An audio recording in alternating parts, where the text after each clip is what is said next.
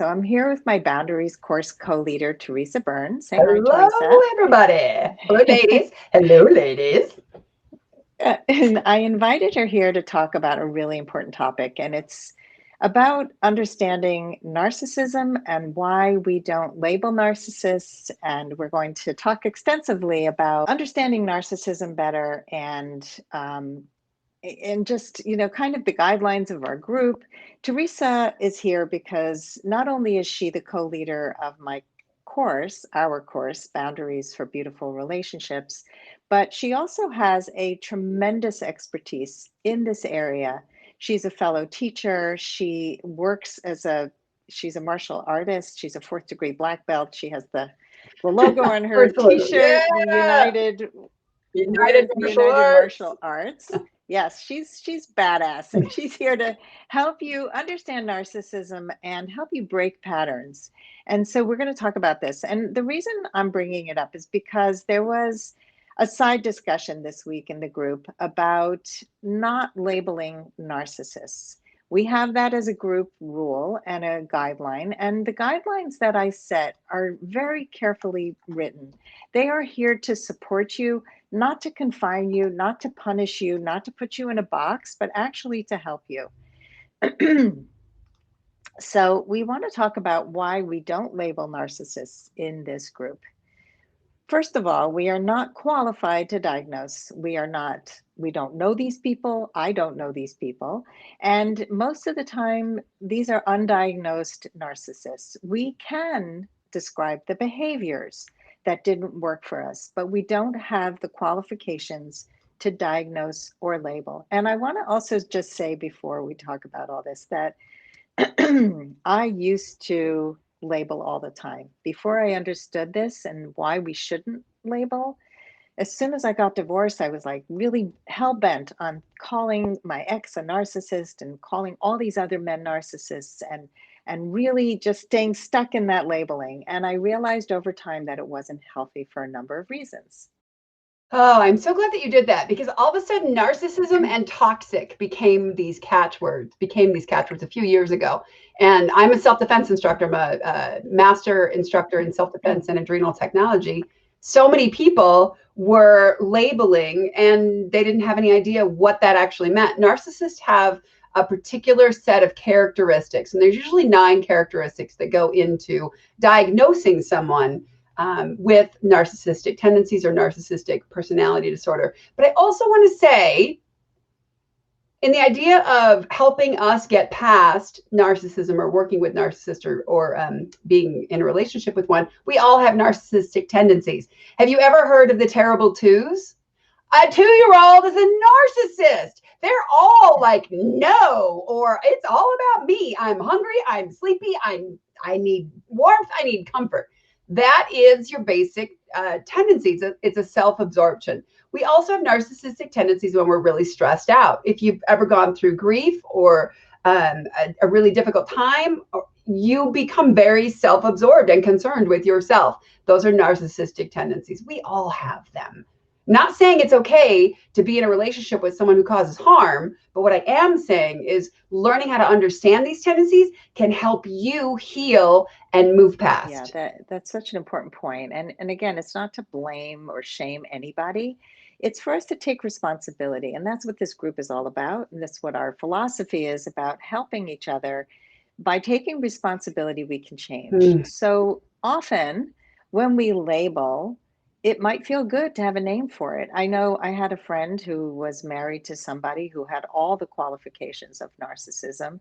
And until she was able to label it, she could not leave. When she realized this is not going to change, I cannot change him. And that's really a big realization for us. She realized the only option she had to save herself was to get out. So let us know in the comments if that's happened to you, where you found a label that made you feel like, okay, now I have the ability to go. But we can get stuck in blaming a person for the abuse that we went through. And that might, again, that might feel good in the moment that we feel righteous, we have this anger, and we're blaming. But what happens over the long run is we don't realize first of all, that holding on to that anger isn't good for us. We walk around with bitterness and anger and yuck, but we also don't always realize that we played a part, that we either stay too long in the relationship, and I'm not blaming, again, we don't know always how to get out, but one of the reasons we stayed is we didn't know how to set boundaries. And when we realize that, we can do something about it. And that's what we're here to talk to you about. So true. And I was married to a guy who was controlling, jealous, and angry. He might have been a narcissist, but he was never diagnosed.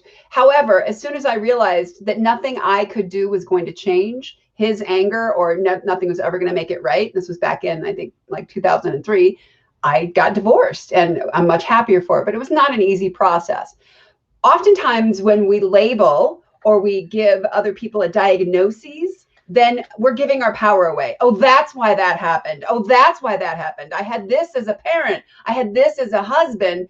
But there's no power there, because you're giving all that power to the other person using a label. Oh, this relationship didn't work because he's a narcissist. Or for me, this relationship didn't work because my ex was angry. Well, if I just labeled him, if there was a term for a rageaholic, which is a term for angry people, I gave my power to him. Oh, it didn't work because he's a rageaholic. No, it didn't work because there were things in me that I needed to take a look at and I needed to learn from. So when we give our power out to that other person, we can't change anything. We can't learn and we can't do anything.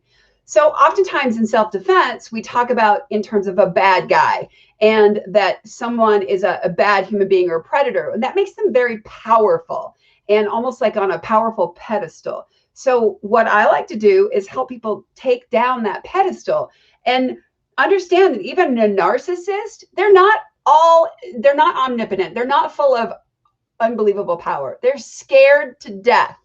Imagine, if you will, that you were a 14-year-old girl who got all of your attention and feeling good from all the likes you got on Instagram or on social media. But if you weren't getting likes, then you didn't feel good. A narcissist is really trying to get a supply from a person, and they're scared to death, because if that supply goes away, they don't have a way to judge themselves. They're oftentimes self-absorbed because they're scared to death. And you don't hear that discussed a lot, but they really need that attention, and they really need that love, that okayness from someone outside of themselves. So when you meet with someone who is unhealthy or narcissistic, has tendencies, or can be toxic to you, oftentimes women will say, but why? Like, why is he like that? Why is he doing that? Just like a serial killer, it doesn't matter why. It's not healthy for you. Most of the time, we'll never understand the behavior of someone who wants to cause harm to others, because we are not like that. Yeah. Yeah. And asking those why questions just doesn't get us unstuck. It just keeps us in this cycle of what's wrong? What's wrong? And maybe I can do something. Maybe I can do something to change him. And so we have a comment here about, we can't see names using the program that we're using. So if you want to just share your name, you can. But this is a horrible situation that you were going through as a pregnant woman, with this threatening, controlling, screaming, trying to control whether you have male friends. I mean, it's horribly abusive. And being vulnerable, being pregnant. I mean, I totally get that. Like, it's a horrible feeling. And so I'm glad you realized it wouldn't change. And I'm glad that you got out. Not easy when you're pregnant. I mean, Theresa, you have a client who was pregnant and knew she was in a terrible situation, right? Her husband is pretty self-absorbed, and knowing that he was making her delivery and the birth of the baby more about him, he asked her if she could plan to have it after 2:00, like when she was going to go into labor, because he needed to make sure that he had his morning taken care of and he had lunch. I was livid for my friend, and in an effort to help her deal with all of these things, she hired a doula. She brought in someone else to be there and support her fully for her in that time, because she didn't know if she was going to go into labor after 2 p.m. How do you not know that? Mhm. And the good news is she joined our course, Boundaries for Beautiful Relationships, because she knows she needs to set these boundaries and she doesn't know how. She doesn't know how on her own to do all this work. And none of us are really raised to know boundaries, very few of us. And so let's talk a little bit about why we attract in people like this, people who exhibit this kind of behavior. And again, I want to focus on behavior and not the label. So the behavior of somebody who's unkind, self-centered, emotionally abusive, somebody who's controlling, and it's often tied to our past, to our own family trauma, because most of us grow up with a lack of personal boundaries. And that family blueprint, which we talk about in our course, how that downloaded blueprint affects us, it can lead us to attract the wrong partners and not even recognizing at first that these red flags are not movable. They are huge warning signs and we push them under the rug. We stay too long. We hope that we somehow have the power to change these people, but we don't. And we don't always realize what's on the other side, what's possible for us if we do leave. I remember when I was divorced from that gentleman in 2003, I had the most amazing sense of it was quiet in my home, in my house. There was no conflict, there was no yelling, I was not always in trouble. It was the most amazing feeling of peace. And I loved it. But I also realized, why did I attract in that guy? Well, for me, these kinds of people, unkind, selfish, self-absorbed, emotionally abusive, they have a sort of a thrall. It's almost their survival mechanism. Is they might have a big personality. They might be these big, shining, happy people, or very successful, very strong, very powerful. And that is really almost like a peacock with a manipulative, like, look at my feathers. I'm all together. I'm successful. I'm strong. But really, it's based on an innate fear of being discovered or losing that sense of self. And so if you look at these peacocks, they look all great on the outside. But what you have to do is start being able to recognize the signs in them of manipulation and also in yourself. Like, what is it about me that did I want to help? Was I just looking for someone to rescue me? Maybe they were strong and I felt weak. And it's okay to look at those things about yourself. And that's one of my favorite things about our course is you really got to figure your stuff out. When I went through that relationship, I didn't blame him completely. I was half to blame myself. But I realized I needed to do work on why was I vulnerable? What did I need to take care of? And that really helped me to break that thrall. Yeah, same. Totally same here. And I love the comment here when you experience abuse, whether it's emotional, psychological, or physical, the natural tendency is to blame the other. And we assume the victim mentality. Yes, that's what we're talking about here. But helping to identify the behavior is helpful in preventing it from happening again. We can't change others, we can only change ourselves. Yes. That's where the power You get lives, ladies. The power lives in here. that's right. Yeah, and not to blame yourself for having drawn that person into your life. They are here as your teacher. They are here to show you what's possible. I had to learn that lesson so many times until I said, okay, I get it, universe. Boundaries, that's my lesson. I need to learn to recognize these signs and recognize that I cannot change these people. I need to change myself. And when you do this work, the boundaries work, you actually start getting repelled by these kinds of behaviors. You're no longer drawn in and think, oh my God, this is so attractive. I mean, the people might still be sexy, but they won't pull you in. They won't be able to manipulate you because you don't want to do that to yourself anymore. So we stay for many reasons. And, we often have fears. I have a friend who's afraid to leave her husband, and it's a horrible relationship. Every time she calls me, it's, can you believe it? Can you believe what he did? And I'm like, yeah, if he did something different than that, that would be shocking, talks behind her back, brings her kids into the conversation and tries to demonize her at every step of the way, is not there for her in any possible way, but she stays. And so we have financial fears.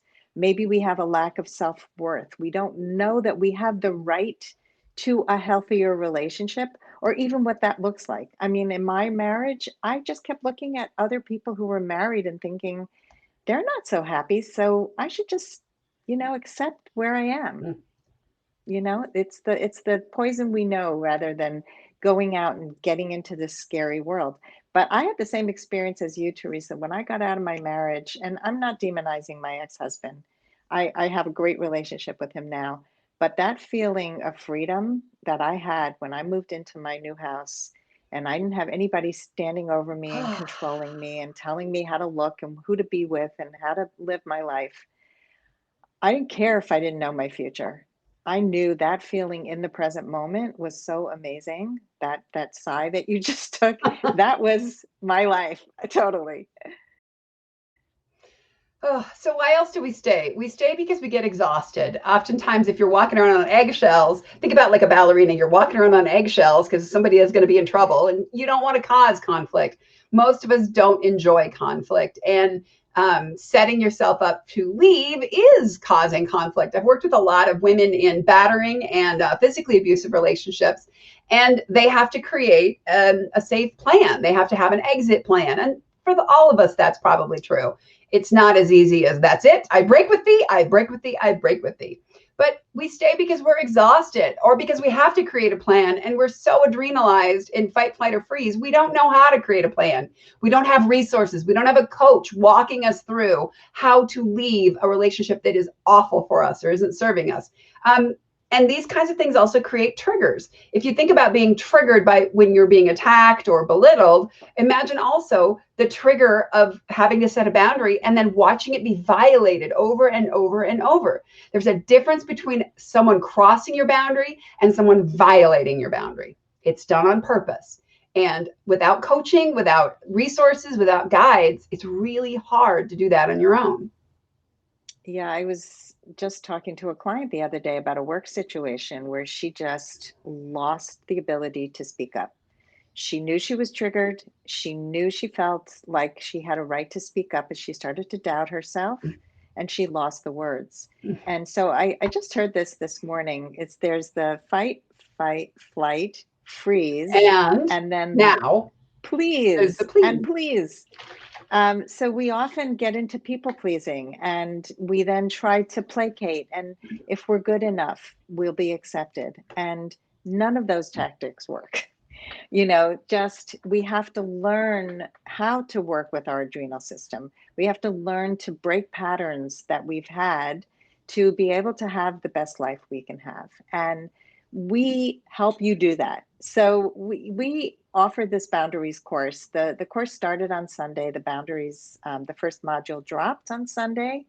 And our first live session is this Thursday. So we had closed the doors, but I decided to come into the group today with Theresa to let you know that if you still are struggling and if you wanted to get in and weren't able to get in past the deadline, before the deadline, we've opened up the course again. And we want to let you know that there's so much available here. There is nothing like this out there in the world. And we are two experts who are bringing you this information in a way that takes complexity and makes it simple and easy to understand in short little sound bites.